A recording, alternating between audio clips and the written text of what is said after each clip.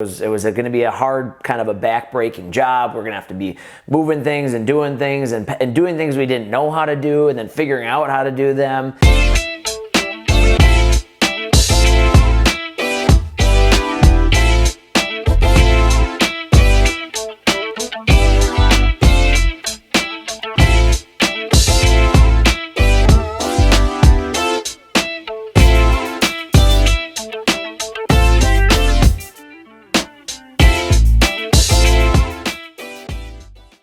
Ladies and gentlemen, welcome to the Brett Summers Show. I think we should change the name to the... Change it again? I don't know. Yeah, change it again. All right.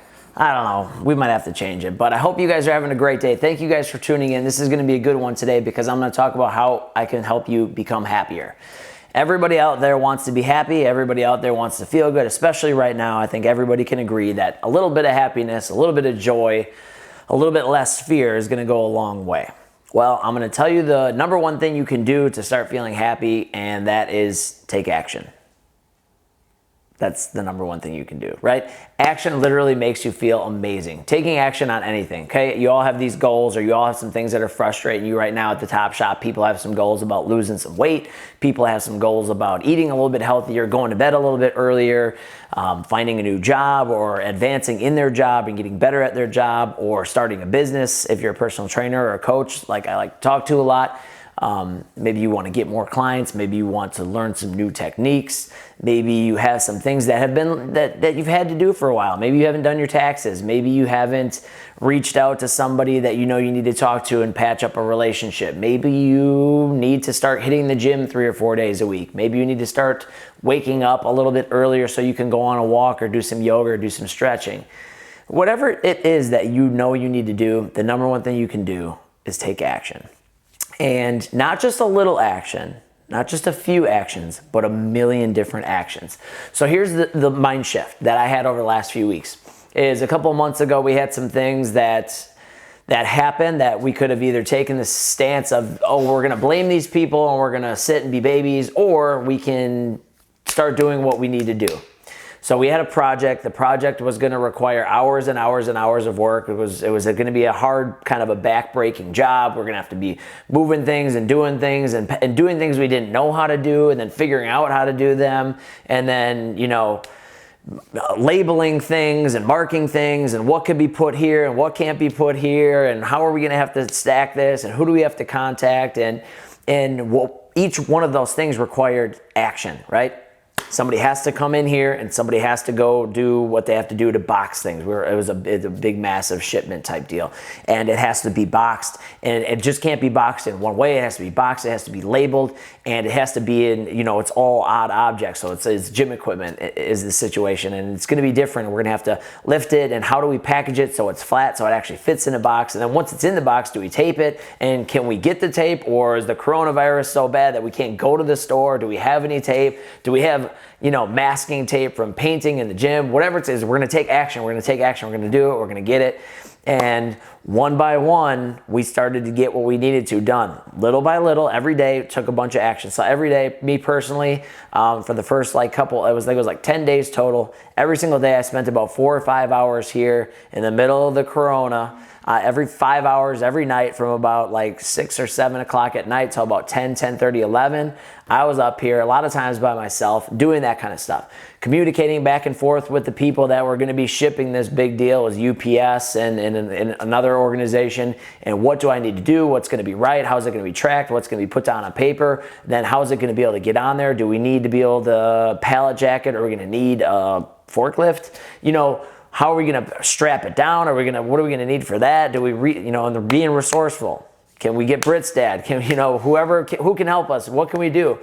Then it required so many actions. Then we got to call. Then we got to call with UPS and make sure that the freight delivery is there. And then we got to make sure that the neighbors can get here. And can we pay the neighbors? You know what I mean? It's like each little thing. Now, all of it's pretty stressful. If you just look at the situation, you could just be like, we should have never been in this situation. It's someone else's fault. But here's what happiness comes down to. It's coming down to you doing a million different things that are in your control, right?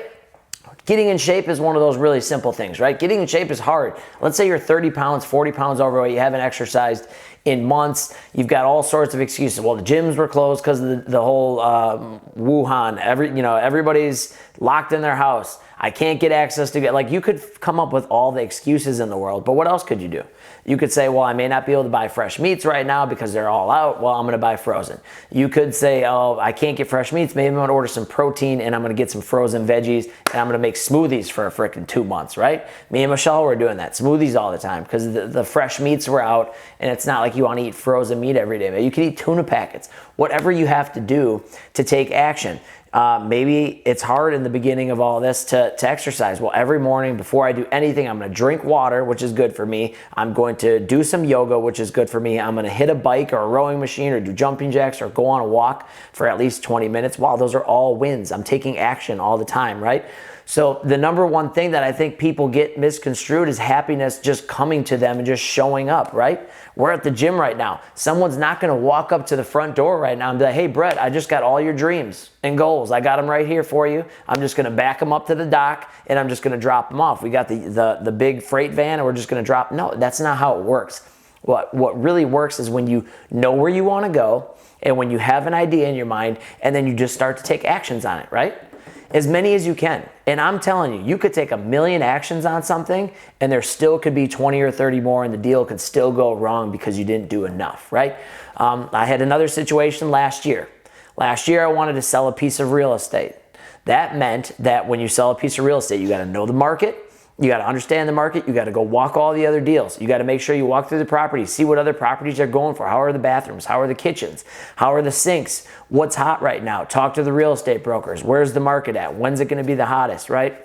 This is 2019, so it's really hot right now. They're like, oh, it's really hot, but wait till May or June, right? So then you got a market time. Then you got to go downstairs and you got to look around and be like, man, what could we add an extra $30,000 of income? Of profit if we fix this up down here and put 7 or 8 grand into it. Cool. So we go down and for the next 2 or 3 months we've got construction workers and custom things we're building out and new floors and going to Home Depot and picking up toilets and picking up different shoe, right? You got the shoe around the bottom of your baseboard. Britt's dad would like that because that's a manual labor term. I shouldn't even be allowed to talk about manual labor, but I had to learn this stuff. You got to move stuff. Then you got to break down some old things and throw them out. And then while you're doing that, you go, oh man, well now we found a problem here. So we're going to have to fix that.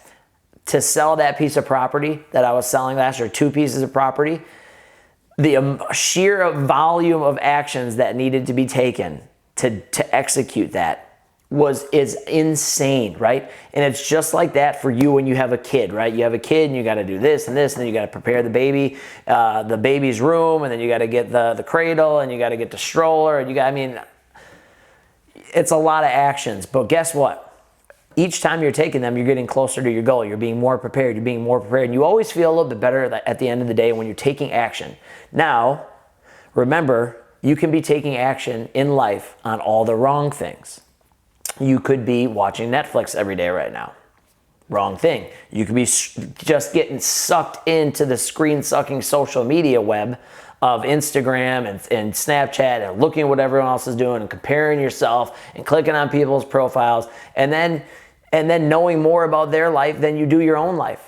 That's taking action too, but it's taking action on the wrong thing. Maybe you're getting into the liquor, maybe you're getting into the drugs, maybe you're, think of all the actions that have to go down for you to go ahead and pick up your nickel or whatever it is, your dime that you're getting. You got to call the person, you got to get gas, you got to meet up with the person, you got to make sure you can trust the person.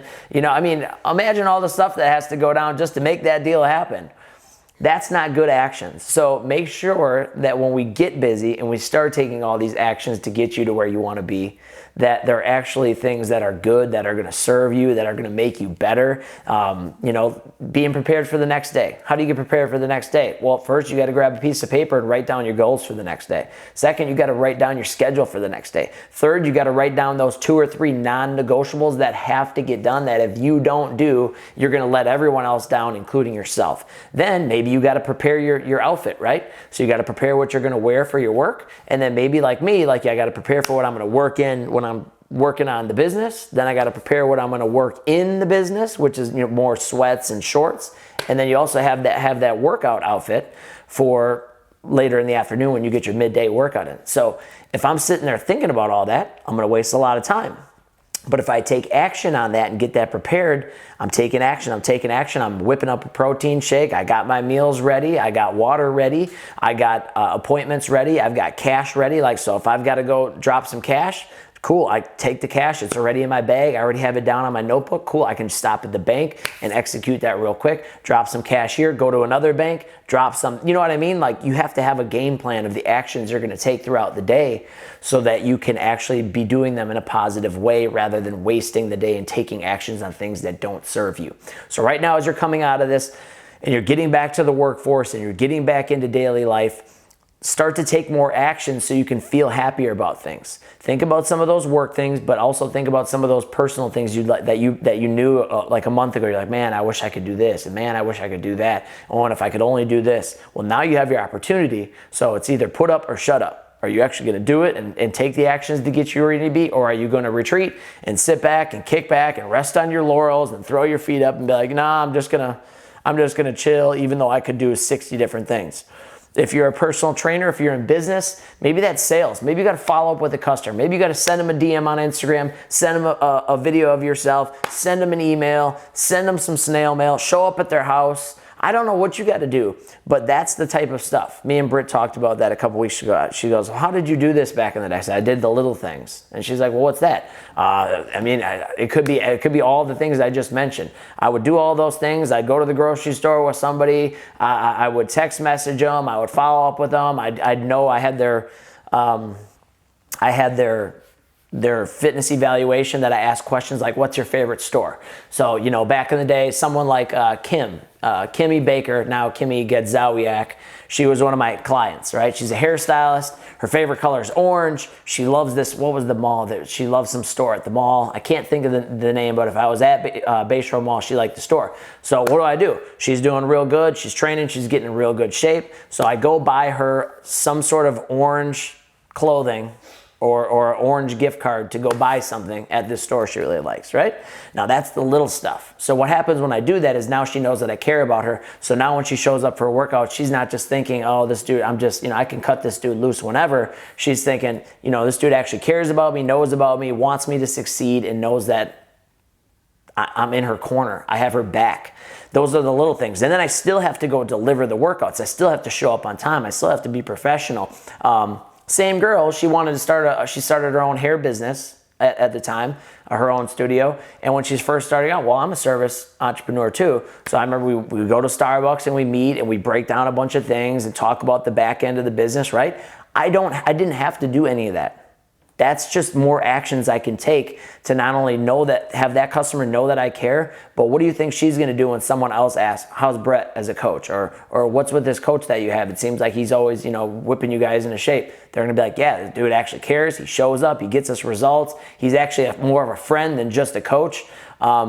He's someone I look forward to working with every day. And that's the little stuff, but it comes down to all the actions. Stop looking at what you can't do and start looking about what you can do. Now, if you watched the episode before this, we talked about how you can make an extra $1,000 a month.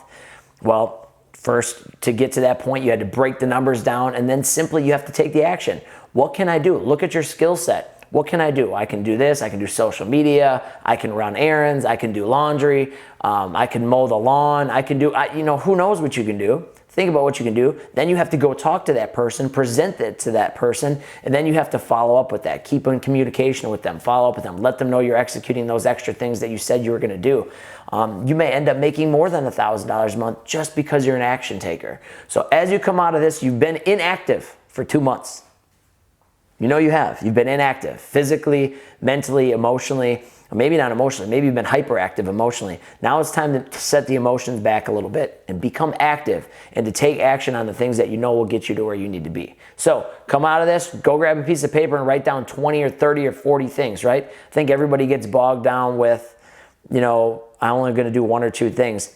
Just start doing stuff. Do it, do it, do it, do it, do it, do it, do it, and watch what happens, right? Make a phone call, email the person, follow up with the person, make sure they're on the same page. There's always more that you can do. It's just, what time do you go to bed at night? Do you go to bed at 9 o'clock and you didn't follow up with the 20 people you need to follow up, or did you stay up the extra 20 minutes to just rattling messages off? I think that everybody will benefit from it. I know you will. So take action this week. You can do it in your faith. You can do it in your fitness. You can do it with your family members or your finances. Maybe you're in the car. Boom, I'm calling family. Hey, how we doing today? Oh, I'm doing good. I'm doing good. Oh, I don't have that much time. I just want to let you know I care about you. Click. Right? You know, that's a simple action. But people always think they have to invest all this time. Sometimes it needs to be quick. Hey, can you do this? Nope. Okay, cool. Well, I'm going to do this for you. I'm going to make this happen. Boom, done. Phone call's done. Now hit the next person. See how active you can actually get coming out of this deal. That's what people like me, I'm looking for that. I got people who are looking for me to hold their hand. You do. Get after it. You don't need me to start taking action. Be like, hey, just want to let you know I did these 76 things today. I'd be like, whoa, I'd be blown back, right? That's what you guys need to do out there too. So commit. I got the wristbands on today. Commit and no excuses. We're going back to it. They're from last year. If you need some of these, hit me up. I got 1 million of these. I can give them to you. It says top line on the back side. But that's what you guys need to do right now. See, what happens when you're taking action is oftentimes people start to come up with excuses for why they can't do things. So excuses lead to inaction. So having something like this as a daily reminder to make sure that you're actually getting after it, and then having one right behind, just commit. I'm going to commit to just doing this, even if it sucks. Now that thing I started the show off, where I'm talking about all the things we had to do, nothing upsets me more than what I had to do for that. Because I shouldn't have been in the position to do it, but it is what it was the way it was. I could sit, cry, moan, bellyache, like I talked about on their shows. And there was a couple days where I did. You know, there was some time where I did. And I was upset. I was fired up about it. But becoming emotional didn't do anything. Taking action did. And now it's done. Hands are washed of it. We're put into a better situation now, and we're able to move forward. And I think it's important to think about actions when you have a problem, especially. So if you have a problem, if you have something going on, if you have something you want to change, take action on it. Focus on what you can do. You know, you got a relationship problem. What can you do? What are you not doing? Could you communicate better? Could you lead better? Could you start conversations better? Could you ask to go on a date? And if you start doing it and you're going overboard and the person's still not giving you anything back, cut them out. Maybe it's a husband, maybe it's a wife. Don't get mad at me if your husband or wife divorces you after this one, but like at the end of the day, if you're giving everything you have and you're not, and there is no reciprocation, you're not going to get, but take action though, so you know, so you can look back and be like, well, I know I said I was unhappy, but now I started doing these 16,000 things and nothing's still changing. That person might be the way that they are and you might have to move on. Maybe you have an employee and they're doing the same, you might have to cut them. Maybe they don't communicate. Maybe they're not still because everything went down. Maybe they're not doing what they need to do. Cut them. It is what it is. But end this one on a happy note. Take action, get after it, and I can guarantee you it's going to be a much better summer than it was this spring. And I can guarantee that one, and you can hold me to it. And again, if you need some bands to remind you of what you need to commit to and not make excuses about, holler at your boy and I'll get you covered. We'll catch you on the flip side.